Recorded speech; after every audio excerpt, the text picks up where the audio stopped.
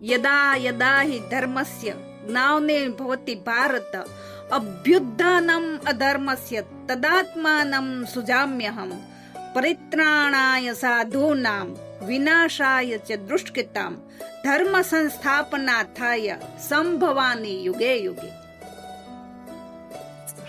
તો હેલો મિત્રો, જય શ્રી કૃષ્ણ, જય માતાજી। તો મિત્રો, આજે હું તમને બહુ જ હર્ષ સાથે કહેવા જઈ રહી છું કે ગુજરાતી સ્ટોરી હાઉસમાં આપણે ગીતાજીના 18 અધ્યાય અને માતમ, ગીતાજીની આરતી બધું જ એક સાથે તમને પીરસવા જઈ રહી છું।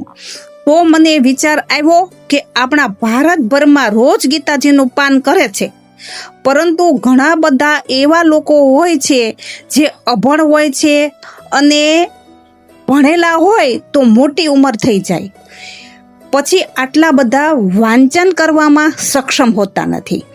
અને આજના જમાનામાં છોકરા છોકરી કે હાઉસવાઈફ કોઈ પણ હોય એકબીજાની મદદ કરી શકતા નથી। તો મિત્રો, મને યાદ આવે છે કે ગાંધી બાપુ કહેતા હતા કે કરતા જાય ઘરનું કામ અને લેતા જાય હરિનું નામ। તો મને વિચાર આવ્યો કે આપણે ભારતભરમાં રોજ ગીતાનું પાન કરનારા પણ સમયના અભાવે આ વસ્તુ કરી નથી શકતા, તો આપણે એને ચાલુ કરીએ છીએ, જેથી કરીને તમે રોજ સવારમાં ગીતાજીને સાંભળી શકો અને તમારા પરિવારને પણ સંભળાવી શકો। તો મિત્રો, જેથી કરીને મારી ચેનલને સબસ્ક્રાઈબ કરી લેજો, તેથી તમને બધું જ એક સાથે મળી જાય। નમસ્તે।